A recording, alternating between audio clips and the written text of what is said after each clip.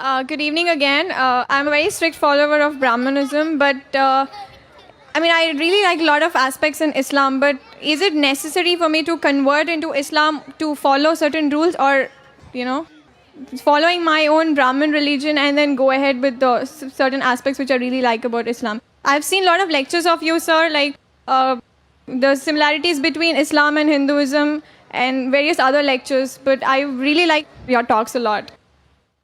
Sister asked a very good question. She said that she is a strict follower of Brahmanism, but she likes many aspects of Islam. She's asking that can she follow these aspects of Islam and yet follow Brahmanism? She has seen many of my talks and she appreciates my talks. Sister, first let me tell you that Islam or becoming a Muslim is not a label. Islam by definition means peace acquired by submitting our will to Almighty God. So any human being who submits his or her will to Almighty God, he or she is called as a Muslim. Just by label Muhammad, Zakir, Abdullah, Sultan, Shakir, that doesn't mean you become a Muslim, or Fatima, Aisha. That doesn't make you a Muslim. Muslim means a person who submits the will to Almighty God. So first you have to find out what is the commandment of Almighty God. The sister said that she's a strict follower of Brahmanism and she likes many aspects of Islam, and she has seen many of my tapes, my lectures, including similarities between Islam and Hinduism. If you have seen these, sister, then my answer would be easier. It will be easier for you to understand. If you have seen my cassette, Similarities Between Islam and Hinduism, the talk which I gave, I think in the first peace conference in Chennai, similarities between Islam and Hinduism. Sister, if we analyze, even if you read the Hindu scriptures too say that you have to submit your will to Almighty God. But as I told you, by the passage of time, all the previous scriptures, they have not been maintained in the pure form. There have been interpolations, there have been fabrications, there has been corruption. Most of the scholars of all these religions, whether it be Hinduism, whether it be Christianity, whether it be Judaism, they agree that the scripture has not been maintained in the pure form.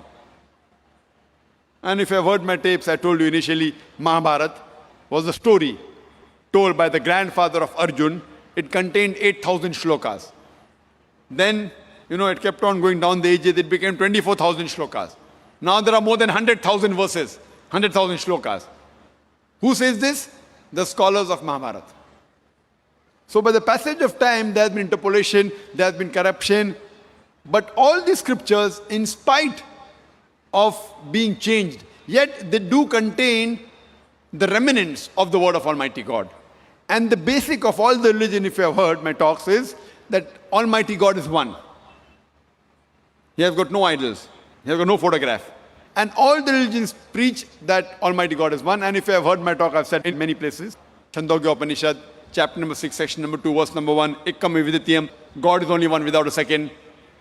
And in Svetasvatara Upanishad, chapter number 4, verse number 19, and Yajurved, chapter number 32, verse number 3, it says, Na tasya pratima asti. Of that God, there is no pratima. There is no image. Pratima means image, photograph, painting, picture, sculpture, statue, idol. Of that God, there is no pratima, there is no photograph, there is no painting, there is no picture, there is no sculpture, there is no statue, there is no idol. So all the scriptures stress on the oneness of Almighty God. And the Brahma Sutra of Hinduism is Ekkam Brahm Dyota Naste, Nena Naste Kinchan. Bhagwan ek hi hai, dusra nahi hai. Nahi hai, zara bhi nahi hai. There's only one God, not a second one. Not at all, not at all, not in the least bit. Now coming to a major question, that can you be a strict Brahmin and yet follow teachings of Islam? Sister, by being a normal Brahmin and trying to become a Muslim is difficult. But if you're a strict Brahmin, strictly following the Vedas, then you have no option but to submit your will to God. If you are average Brahmin who may be following something and not following the other thing, etc., then it's difficult for you to submit your will to God. But if you're a strict Brahmin, strictly following the Vedas, you have to follow what I mentioned earlier, the 3 verses I quoted. That you have to believe in one God. You have to do no idol worship. You have to believe that God is one. He has no image. He has got no photograph. He has got no statue. And if you read your scriptures mention about the coming of the last and final messenger, Prophet Muhammad, peace be upon him. And if you have seen my talk on similarity between Islam and Hinduism and Muhammad Sallallahu Alaihi Wasallam in the Hindu scriptures, I have mentioned in detail that Prophet Muhammad, peace be upon him, is mentioned in your scripture. So if you are a strict Brahmin, you have no option but to believe there's one God, he has got no images, he has got no idols, and you also have to believe that Almighty God's last messenger, final avatar, Kalki avatar is Prophet Muhammad, peace be upon him. But when your scriptures say you have to follow the Kalki avatar and follow the last and final messenger, so when you read the teachings of this messenger, Prophet Muhammad, peace be upon him, you will find that it is matching with many things what is mentioned in your scriptures. But at the same time, it may contradict with many things mentioned in your scriptures.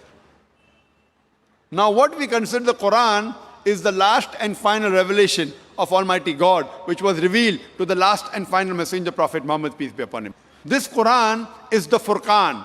It is the criteria to judge right from wrong. So whatever matches with the Quran, if it's mentioned in the Bible, or in the Veda, or in the Mahabharata, or in the Ramayana, you can be sure it is according to the will and the commandment of Almighty God.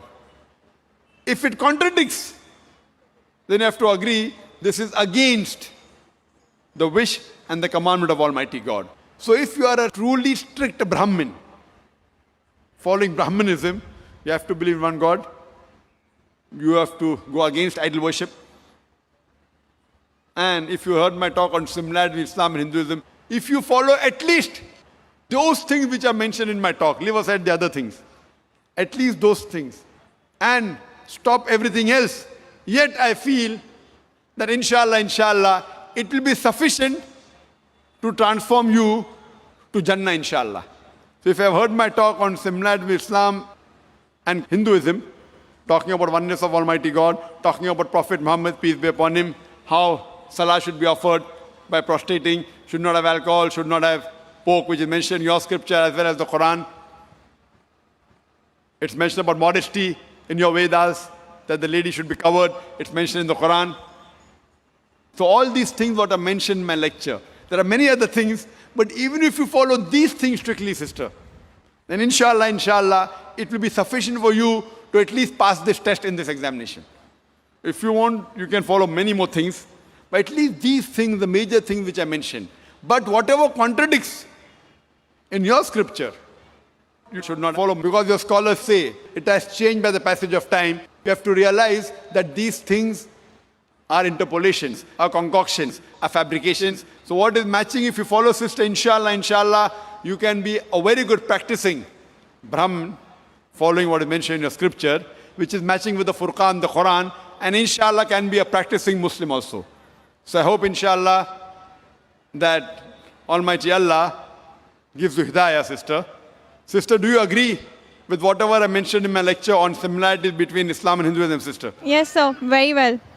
Sister, do you agree with what I mentioned in my talk? Yes, sir.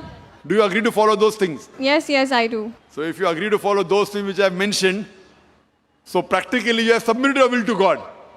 You know, in Arabic we may say Muslim.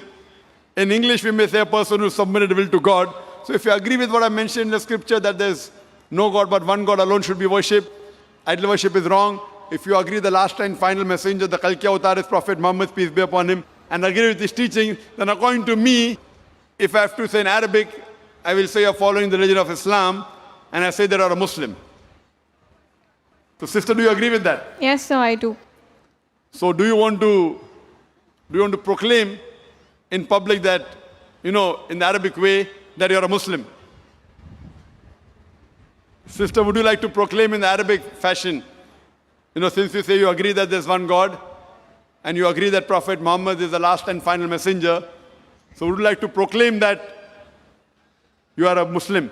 I mean, I wouldn't say I'm a Muslim, but yeah, I do accept whatever you say. So if you agree that there is one God, and he doesn't have any idols or image, and he alone deserves worship, And if you agree that Prophet Muhammad, peace be upon him, is the messenger of God, these two are sufficient to let you enter the fold of Islam. Pass. Other thing, practicing will come later on. So if you agree there is one God who has got no image, and you disagree with idol worship, and you agree Prophet Muhammad is the last and final messenger, then you can enter this college, inshallah, this institute, or the way of life is the right word. And then, inshallah, as the practice keeps on improving, would you like to enter this way of life, sister? God willing. Yes, that inshallah. MashaAllah. So, sister, again, I'd like to ask you officially that do you agree there's one God, sister? Yes, I do. Do you agree that no one else deserves to be worshipped but that Almighty God? Okay. Do you agree that idol worship is wrong? Not fully, but yeah, partly. No. See, is it fully or partly? You can't say that, I want to eat the cake and have the cake. Either idol worship is right or it is wrong. Means you can pray to God, but you don't have to go through an idol. You don't have to worship an idol. Do you believe that God has got no image? Yeah. Yes, you believe that. That's it. So you believe God has got no statue? Yeah. Good. Do you believe that Prophet Muhammad is the last and final messenger? I've not gone till that extent, but the rest of the things which you said, I would accept with that. But I really don't know about the latest. No, do you believe that he's the messenger of Almighty God? Yes, I do. You believe he's the messenger of Almighty God? Yeah. Fine. Everything practices being a perfect Muslim. No one is perfect. We strive. So, sister, if I say in Arabic, would you like to say the Shahada? Would you like to say the Shahada, that is the proclamation in Arabic? The same thing what I mentioned, that there's no God but Allah and Prophet Muhammad is the messenger. Would you like to say in Arabic? Yes, sir, sure. Okay, fine. So I'll just say in Arabic and repeat it, and again I'll give you the translation. Okay. Ashhadu Ashhadu Allah Allah ilaha ilaha illallah illallah wa ashhadu wa ashhadu anna anna Muhammadan Muhammadan abduhu abduhu wa rasuluhu. wa rasuluhu. I bear witness. I bear witness I bear witness that that there is no God there is no God but Allah, but Allah, and I bear witness and I bear witness that Prophet Muhammad that Prophet Muhammad is is the messenger the messenger and servant of Allah. and messenger and servant of Allah. MashaAllah, sister. Thank you. Now you're a Muslim, and I pray to Allah subhanahu wa ta'ala to guide you. And I request that inshallah, all the brothers and sisters, that whenever a person accepts Islam, you can support her in terms of knowledge, in terms of social things. Sister, I request you that please, inshallah, read the Quran with translation, even if you read earlier, and implement on the guidelines, and inshallah, you'll be a good practicing human being who's submitting his will to Almighty God. And do pray for us also, sister.